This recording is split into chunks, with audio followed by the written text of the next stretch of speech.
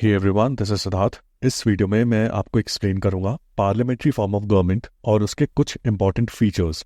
So let's start with the explanation. देखो, usually जो political systems होते हैं कंट्रीज में, वो बेसिकली दो तरह के होते हैं। एक तो डेमोक्रेसी और दूसरा है डिक्टेटरशिप या फिर अथॉरिटेरियनिज्म। इंडिया, ब्रिटेन और यूएस जैसे देशों में डेमोक्रेसी है, और चाइना और नॉर्थ कोरिया जैसे देशों में आपको डिक्टेटरशिप या फिर अथॉरिटेरियनिज्म वाला सेटअप देखने को मिलता है। अब जो डेमोक्रेसी या फिर डेमोक्रेटिक सेटअप होता है, इसके अंडर भी दो अलग अलग टाइप्स या फॉर्म्स ऑफ गवर्नमेंट्स हमें देखने को मिलती है, जिनमें से पहली है पार्लियामेंट्री फॉर्म ऑफ गवर्नमेंट और दूसरी है प्रेसिडेंशियल फॉर्म ऑफ गवर्नमेंट। अब देखो, हर एक कंट्री या स्टेट की एक खुद की गवर्नमेंट होती है, और इस गवर्नमेंट का मेन काम है उस कंट्री या स्टेट को गवर्न करना या एडमिनिस्टर करना। और ये गवर्न या एडमिनिस्टर करने का जो काम है, इसे बेसिकली तीन पार्ट्स में डिवाइड किया जा सकता है। पहला है लॉज बनाना, दूसरा है इन लॉज को इम्प्लीमेंट करना, और तीसरा है कि अगर कोई डिस्प्यूट आता है तो इन डिस्प्यूट्स को रिजॉल्व करना। ये बेसिकली तीन काम या फंक्शंस हैं गवर्नमेंट के, और इन तीन फंक्शंस को इम्प्लीमेंट करने के लिए गवर्नमेंट को तीन इंस्टीट्यूशंस या ऑर्गन्स में डिवाइड किया गया है: लेजिस्लेचर, एग्जीक्यूटिव और जुडिशरी। इनमें से लेजिस्लेचर लॉज बनाता है, एग्जीक्यूटिव लॉज को इम्प्लीमेंट करता है, और जुडिशरी डिस्प्यूट्स को हैंडल करता है। गवर्नमेंट को बेसिकली तीन ऑर्गन्स या इंस्टीट्यूशंस में डिवाइड किया गया है, और हर ऑर्गन के अपने खुद के फंक्शंस हैं। अब इन तीन ऑर्गन्स के आपस में किस तरह के रिलेशंस हो सकते हैं? ये बेसिकली दो तरह के रिलेशंस हो सकते हैं। या तो ये ऑर्गन्स सिर्फ अपना अपना काम देख रहे हैं, बाकी दूसरे ऑर्गन्स के फंक्शंस में या फिर स्कोप ऑफ वर्क में किसी भी तरह की कोई इंटरफेरेंस नहीं कर रहे। या दूसरी पॉसिबिलिटी ये हो सकती है कि ये ऑर्गन्स आपस में कोऑर्डिनेशन और कोऑपरेशन के साथ काम कर रहे हैं। अब हम एक बार जुडिशरी को साइड में कर देते हैं और लेजिस्लेचर और एग्जीक्यूटिव ऑर्गन्स पर फोकस करते हैं। इन दोनों ऑर्गन्स के बीच भी यही दोनों तरह के रिलेशंस हो सकते हैं।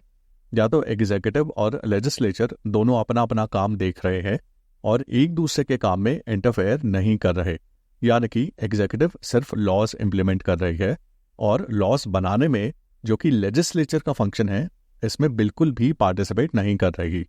और ऐसे ही लेजिस्लेचर सिर्फ लॉस बना रही है, और इन लॉस के इम्प्लीमेंटेशन पूरी तरह से एग्जीक्यूटिव के पास है। एक तो ये पॉसिबिलिटी है, और दूसरी पॉसिबिलिटी ये है कि ये दोनों ऑर्गन्स एक दूसरे के साथ कोऑपरेट और कोऑर्डिनेट करके चल रहे हैं, यानी कि एग्जीक्यूटिव लॉ मेकिंग के फंक्शन में जो कि लेजिस्लेचर का फंक्शन है, इसमें कॉन्ट्रीब्यूशन दे रही है, और लेजिस्लेचर भी एग्जीक्यूटिव के फंक्शन को जो कि है लॉज का इम्प्लीमेंटेशन, इसको इन्फ्लुएंस कर रही है। अब एग्जीक्यूटिव और लेजिस्लेटिव ऑर्गन्स के बीच जो ये पहला पॉसिबल अरेंजमेंट है, जिसमें दोनों ऑर्गन्स अपना अपना काम देख रहे हैं, ये अरेंजमेंट फॉलो किया जाता है प्रेसिडेंशियल फॉर्म ऑफ गवर्नमेंट में। और जो दूसरा अरेंजमेंट है, जिसमें ये दोनों ऑर्गन्स आपस में कोऑपरेट और कोऑर्डिनेट करके वर्क करते हैं, ये अरेंजमेंट फॉलो होता है पार्लियामेंट्री फॉर्म ऑफ गवर्नमेंट में। देयरफॉर जो एक प्राइमरी क्राइटेरिया है जो इन दोनों फॉर्म्स ऑफ गवर्नमेंट को सेपरेट करता है, वो ये है कि एग्जीक्यूटिव और लेजिस्लेटिव ऑर्गन के बीच में किस तरह का रिलेशन होगा। ऑल्दो ऐसे बहुत सारे फीचर्स हैं जो इन दोनों फॉर्म्स ऑफ गवर्नमेंट को एक दूसरे से बहुत अलग बनाते हैं, लेकिन जो मेन फीचर या क्राइटेरिया है जिसके बेसिस पर ये दो टाइप्स या फॉर्म्स ऑफ गवर्नमेंट्स है, वो है relation between legislature and executive. इस वीडियो में मैं फोकस करूंगा पार्लियामेंट्री फॉर्म ऑफ गवर्नमेंट पर। अब देखो, जो लेजिस्लेटिव ऑर्गन होता है, इसे कई कंट्रीज में पार्लियामेंट भी बुलाया जाता है। जैसे ब्रिटेन की गवर्नमेंट में जो लेजिस्लेचर है उसे पार्लियामेंट बोलते हैं। हालांकि इंडिया में जो सेंट्रल लेवल पर लेजिस्लेचर है उसे पार्लियामेंट बोलते हैं, लेकिन स्टेट लेवल पर जो लेजिस्लेचर है उसे पार्लियामेंट नहीं बोला जाता, उसे स्टेट लेजिस्लेचर ही बुलाया जाता है। अब ये जो लेजिस्लेटिव ऑर्गन या पार्लियामेंट होता है, इसमें कई सारे मेंबर्स होते हैं जिनको उस देश की पब्लिक इलेक्ट करती है, और ये इलेक्टेड मेंबर्स जो पार्लियामेंट का हिस्सा बनते हैं, इन्हें मेंबर्स ऑफ पार्लियामेंट बोलते हैं। और पार्लियामेंट या लेजिस्लेचर का हिस्सा रहते हुए इन मेंबर्स ऑफ पार्लियामेंट का काम है लॉज बनाना। और वहीं अगर हम एग्जीक्यूटिव ऑर्गन देखें, तो इसमें जितने भी मेंबर्स होते हैं एग्जीक्यूटिव के, ये सभी मिनिस्टर्स की पोस्ट पर होते हैं, और ये सभी मिनिस्टर्स जो एग्जीक्यूटिव का हिस्सा हैं, ये सब मिलकर बनाते हैं काउंसिल ऑफ मिनिस्टर्स। ये जो ग्रुप ऑफ मिनिस्टर्स है, इस ग्रुप को काउंसिल ऑफ मिनिस्टर्स बोलते हैं, और ये पूरा मिनिस्टर्स का ग्रुप बनाता है एग्जीक्यूटिव ऑर्गन। अब ये जो काउंसिल ऑफ मिनिस्टर्स हैं, इनमें तो एग्जीक्यूटिव ऑर्गन के सभी मिनिस्टर्स आते हैं, लेकिन इस पूरे मिनिस्टर्स के ग्रुप में कुछ ऐसे मिनिस्टर्स होते हैं जो बाकी मिनिस्टर्स से ज़्यादा इंपॉर्टेंस रखते हैं, जैसे कि डिफेंस, फाइनेंस या एक्सटर्नल अफेयर्स मिनिस्टर्स थोड़ी ज़्यादा इंपॉर्टेंस रखते हैं व्हेन कंपेयर टू से स्पोर्ट्स मिनिस्टर। तो ये जो कुछ इंपॉर्टेंट मिनिस्टर्स हैं among the whole council of ministers, ये काउंसिल ऑफ मिनिस्टर्स का पार्ट तो होते ही हैं, लेकिन इसके अलावा एक अलग छोटी बॉडी भी बनाते हैं जिसे बोलते हैं कैबिनेट। और जो मिनिस्टर्स इस कैबिनेट नाम की बॉडी का पार्ट होते हैं, इन्हें कैबिनेट मिनिस्टर्स बोलते हैं। सो एग्जीक्यूटिव ऑर्गन में सभी मिनिस्टर्स आते हैं जो कि मिलकर काउंसिल ऑफ मिनिस्टर्स नाम की बॉडी बनाते हैं। और इस काउंसिल ऑफ मिनिस्टर्स में से कुछ इंपॉर्टेंट मिनिस्टर्स कैबिनेट नाम की बॉडी का पार्ट होते हैं, और इन मिनिस्टर्स को कैबिनेट मिनिस्टर्स बोलते हैं। काउंसिल ऑफ मिनिस्टर्स में क्योंकि बहुत सारे मिनिस्टर्स होते हैं, इसलिए पूरी काउंसिल ऑफ मिनिस्टर्स का एक साथ मिलकर बैठना, डिसीजंस लेना और पॉलिसीज बनाना फीजिबल नहीं होता। इसलिए जो एग्जीक्यूटिव ऑर्गन के डिसीजन मेकिंग और पॉलिसी फॉर्मेशन के टास्क होते हैं, ये टास्क कैबिनेट परफॉर्म करती है।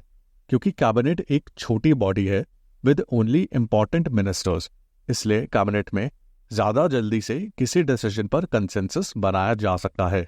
सो पार्लियामेंट्री फॉर्म ऑफ गवर्नमेंट में कैबिनेट ही मेन डिसीजंस लेती है और पॉलिसी फॉर्मेशन का काम करती है on behalf of the executive organ. अब ये जो एग्जीक्यूटिव ऑर्गन है, इसको लीड करता है प्राइम मिनिस्टर। जो प्राइम मिनिस्टर होता है वो काउंसिल ऑफ मिनिस्टर्स को हेड करता है और साथ में कैबिनेट को भी हेड करता है। लेकिन प्राइम मिनिस्टर कौन बनेगा, ये कैसे डिसाइड होता है? देखो, मैंने आपको बताया कि जो एग्जीक्यूटिव ऑर्गन है, इसके जितने भी मेंबर्स हैं ये सब मिनिस्टर्स हैं, और ये लोग मिनिस्टर्स बनने से पहले मेंबर्स ऑफ पार्लियामेंट होते हैं। और क्योंकि इन मिनिस्टर्स में प्राइम मिनिस्टर भी आता है, तो प्राइम मिनिस्टर भी पार्लियामेंट का पार्ट होता है। लेकिन इतने सारे मेंबर्स ऑफ पार्लियामेंट में से प्राइम मिनिस्टर बनता कौन है? वेल, मेंबर्स ऑफ पार्लियामेंट के लिए जो इलेक्शन होता है, जो कि हमारे देश में लोकसभा का इलेक्शन है, इसमें जिस पॉलिटिकल पार्टी के पास लोअर हाउस में यानी कि लोकसभा में मेजॉरिटी ऑफ सीट्स आती हैं, यानी कि more than 50% of the total seats, वो पॉलिटिकल पार्टी एग्जीक्यूटिव ऑर्गन बनाती है। यानी कि इस पॉलिटिकल पार्टी के कुछ members of parliament executive organ का पार्ट बनते हैं और मिनिस्टर्स बनते हैं। और ये जो पॉलिटिकल पार्टी है जिसको लोकसभा में मेजॉरिटी ऑफ सीट्स मिलती है, इस पार्टी के जितने भी एमपीज होते हैं पार्लियामेंट के दोनों ही हाउसेस में, यानी कि लोकसभा में और राज्यसभा में, इन सब एमपीज में से एक एमपी इस पार्टी का लीडर होता है और ये एमपी प्राइम मिनिस्टर बनता है। इन शॉर्ट, लोकसभा के इलेक्शंस होने के बाद जिस पार्टी को लोकसभा में मेजॉरिटी ऑफ सीट्स मिलती है, उसका जो लीडर होता है वो प्राइम मिनिस्टर बनता है।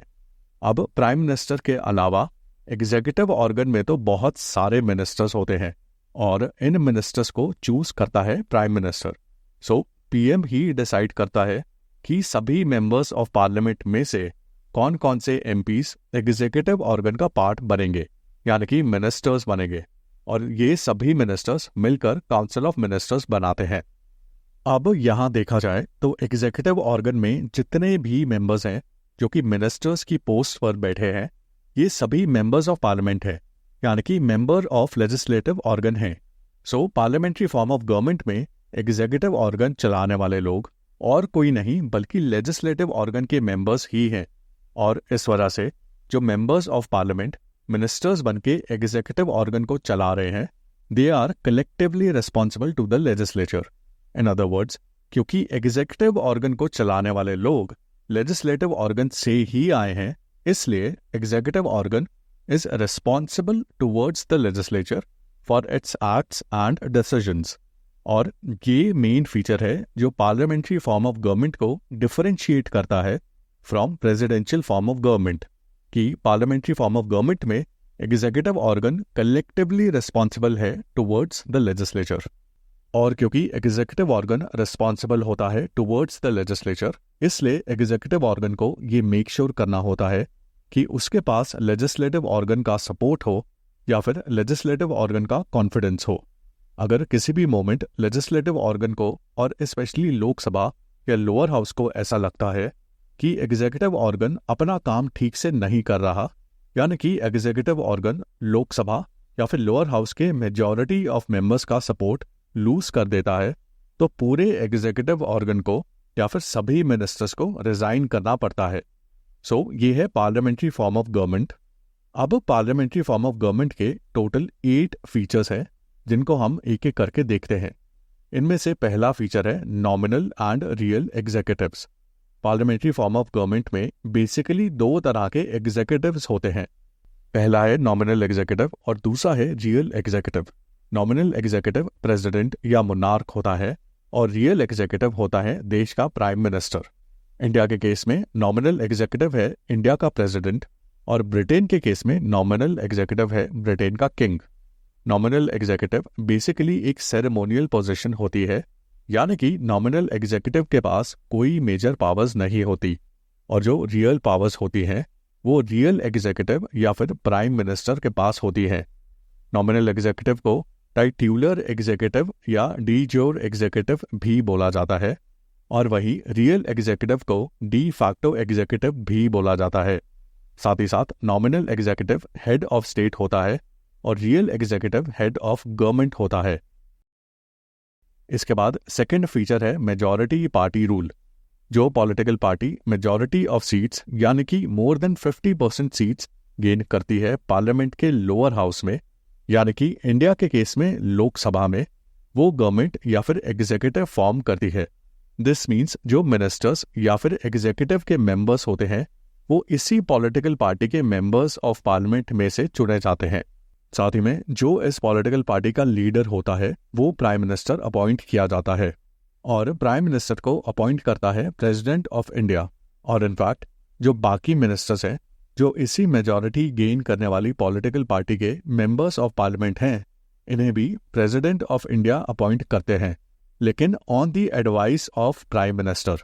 यानी कि इस पॉलिटिकल पार्टी के कौन कौन से मेंबर्स ऑफ पार्लियामेंट मिनिस्टर्स बनेंगे ये प्राइम मिनिस्टर डिसाइड करता है, और फिर प्रेसिडेंट इनको अपॉइंट करता है। हाँ, लोकसभा के इलेक्शंस के बाद ऐसा भी केस हो सकता है कि किसी भी पॉलिटिकल पार्टी को मेजॉरिटी ऑफ सीट्स ना मिले, तो फिर कौन सी पॉलिटिकल पार्टी गवर्नमेंट बनाएगी? अगर कोई भी पॉलिटिकल पार्टी लोकसभा में मेजॉरिटी गेन नहीं करती तो फिर आपस में पॉलिटिकल पार्टीज कोएलिशंस फॉर्म कर लेती हैं, यानी कि पॉलिटिकल पार्टीज आपस में मिलकर ग्रुप्स बना लेती हैं। और अगर इन ग्रुप्स या कोएलिशंस में से किसी कोएलिशन के पास मेजॉरिटी ऑफ सीट्स होती हैं तो उस कोएलिशन को प्रेसिडेंट ऑफ इंडिया इनवाइट करते हैं गवर्नमेंट फॉर्म करने के लिए। कोएलिशन गवर्नमेंट का एग्जाम्पल हमें 2024 के इलेक्शंस में देखने को मिला।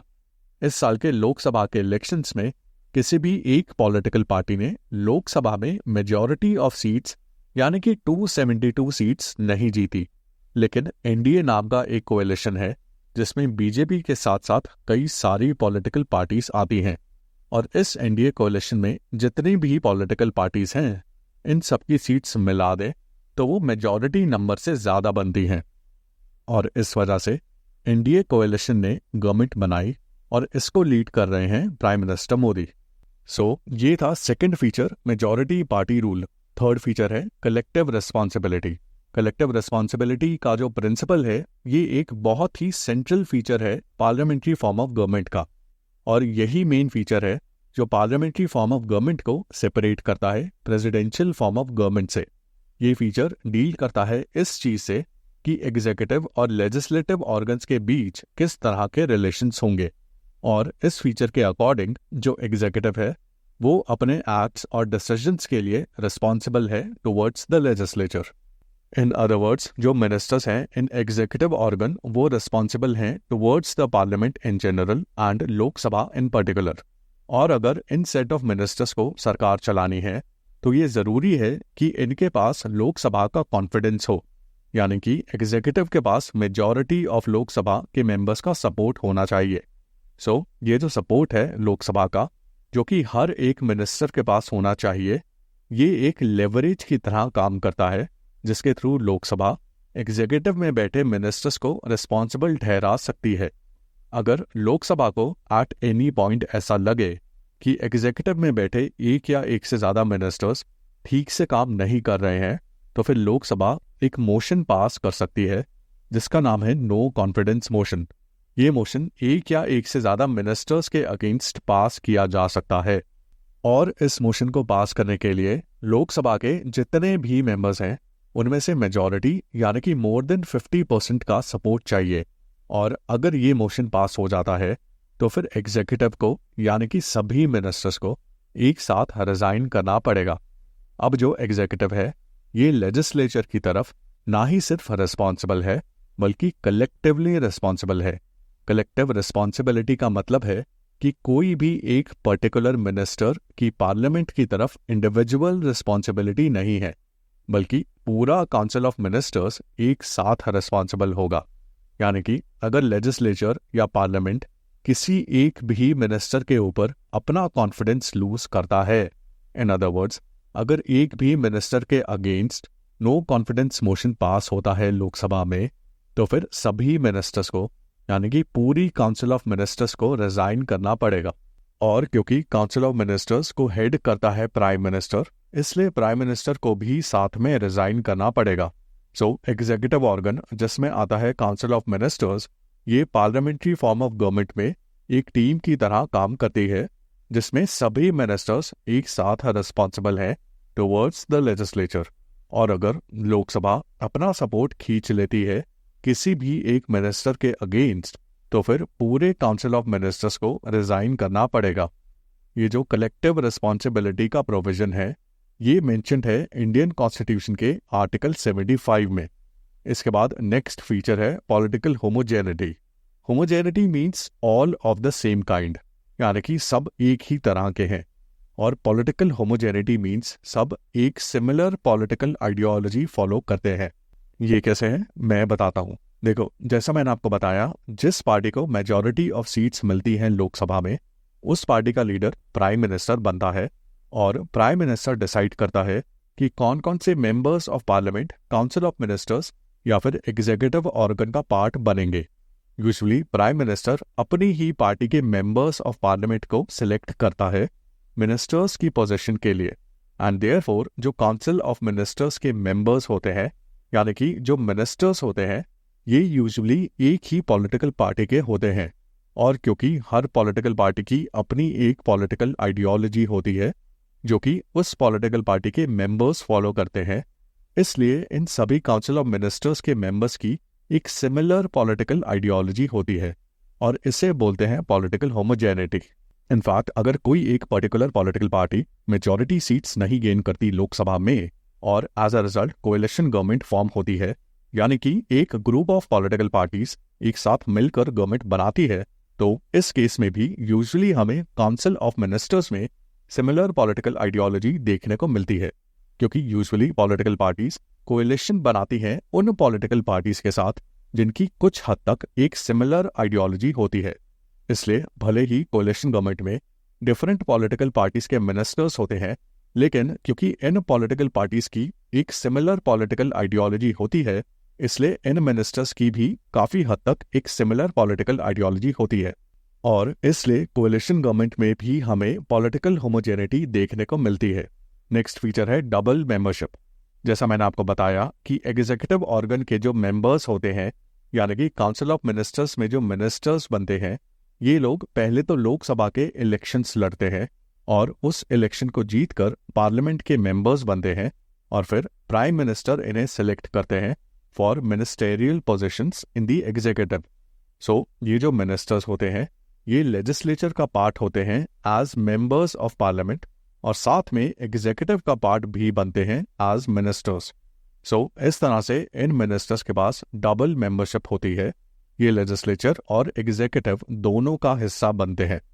अब यहाँ से हमें ये तो पता चल रहा है कि किसी पर्सन को अगर मिनिस्टर बनना है तो उसे पहले पार्लियामेंट का मेंबर बनना पड़ेगा।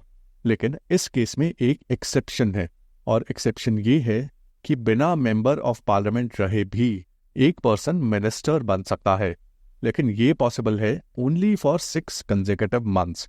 यानी कि अगर एक पर्सन को मिनिस्टर बनाया है और वो मेंबर ऑफ पार्लियामेंट नहीं है, तो फिर उसे मिनिस्टर की पोजीशन पर बने रहने के लिए within 6 months of becoming a minister member of parliament बनना पड़ेगा। नहीं तो वो ऑटोमेटिकली मिनिस्टर की पोजीशन से रिमूव हो जाएगा। So a minister who is not a member of parliament for more than 6 consecutive months ceases to be a minister। Next feature है leadership of the prime minister. Prime minister एक बहुत ही central role play करता है parliamentary form of government में, क्योंकि prime minister council of ministers का leader होता है, कैबिनेट का लीडर होता है, पार्लियामेंट का लीडर होता है, और जो पॉलिटिकल पार्टी पावर में है उसका भी लीडर होता है। सो प्राइम मिनिस्टर का काफ़ी सिग्निफिकेंट और क्रूशियल रोल है पार्लियामेंट्री फॉर्म ऑफ गवर्नमेंट में, और इसी रीजन की वजह से पार्लियामेंट्री फॉर्म ऑफ गवर्नमेंट को prime ministerial form of government भी बोला जाता है, और प्राइम मिनिस्टर को प्राइमस इंटर पारिस या फिर फर्स्ट अमंग इक्वल्स भी बोला जाता है। नेक्स्ट फीचर है डिसोल्यूशन ऑफ लोअर हाउस। जो लोअर हाउस या लोकसभा है, इंडिया के केस में इसकी टर्म टोटल 5 साल की होती है, यानी कि हर 5 साल में लोकसभा के इलेक्शंस होते हैं, लेकिन लोकसभा को 5 साल की टर्म खत्म होने से पहले भी डिसॉल्व किया जा सकता है, और डिसॉल्व होते ही लोकसभा के इलेक्शंस कंडक्ट करवाए जाते हैं। टर्म के बीच में लोकसभा को डिसॉल्व कर सकते हैं प्रेसिडेंट ऑफ इंडिया, और प्रेसिडेंट ऑफ इंडिया लोकसभा को डिसॉल्व करने का डिसीजन लेते हैं on recommendations of prime minister, यानी कि prime minister of India recommend करते हैं प्रेसिडेंट को लोकसभा को डिसॉल्व करने के लिए। सो एग्जीक्यूटिव ऑर्गन जिसको लीड करते हैं प्राइम मिनिस्टर, इसके पास पावर है लेजिस्लेटिव ऑर्गन को डिसॉल्व करवाने की। अब जो लास्ट फीचर है पार्लियामेंट्री फॉर्म ऑफ गवर्नमेंट का, वो है principle of secrecy. Principle of secrecy जो कि फॉलो किया जाता है एग्जीक्यूटिव ऑर्गन के मिनिस्टर्स के द्वारा। इसके अकॉर्डिंग मिनिस्टर्स कोई भी इंफॉर्मेशन पब्लिक नहीं कर सकते रिगार्डिंग प्रोसीडिंग्स, पॉलिसीज या फिर डिसीजंस, यानी कि जब तक कोई इंफॉर्मेशन एग्जीक्यूटिव ऑर्गन के थ्रू इंटेंशनली कन्वे ना की जाए प्रेस कॉन्फ्रेंस या फिर किसी और मीडियम के द्वारा, तब तक कोई भी मिनिस्टर प्रोसीडिंग्स, पॉलिसीज या डिसीजन से रिलेटेड इंफॉर्मेशन लीक आउट नहीं कर सकते। इस प्रिंसिपल ऑफ सीक्रेसी को अपहोल्ड करने के लिए मिनिस्टर्स को सीक्रेसी की ओथ लेनी पड़ती है before taking charge as a minister, और ये ओथ दिलवाई जाती है by president of India. So ये थे in total 8 features parliamentary form of government के। वन मोर थिंग, इंडिया के कॉन्स्टिट्यूशन में प्राइमरली 2 आर्टिकल्स हैं जिनके through parliamentary form of government का सिस्टम एस्टैब्लिश किया गया है। ये है आर्टिकल 74 और आर्टिकल 75। आर्टिकल 74 कहता है कि एक काउंसिल ऑफ मिनिस्टर्स के नाम की बॉडी होगी जिसको हेड करेंगे प्राइम मिनिस्टर, और ये बॉडी प्रेसिडेंट ऑफ इंडिया को एड और एडवाइस करेगी, और ये जो एडवाइसेस होगी काउंसिल ऑफ मिनिस्टर्स की, ये बाइंडिंग होगी ऑन प्रेसिडेंट ऑफ इंडिया, मतलब प्रेसिडेंट ऑफ इंडिया इन एडवाइसेस को मना नहीं कर सकते। और आर्टिकल 75 के according council of ministers collectively responsible होगी towards the house of people या फिर लोकसभा। सो ये था एक brief explanation parliamentary form of government का। I hope you liked it.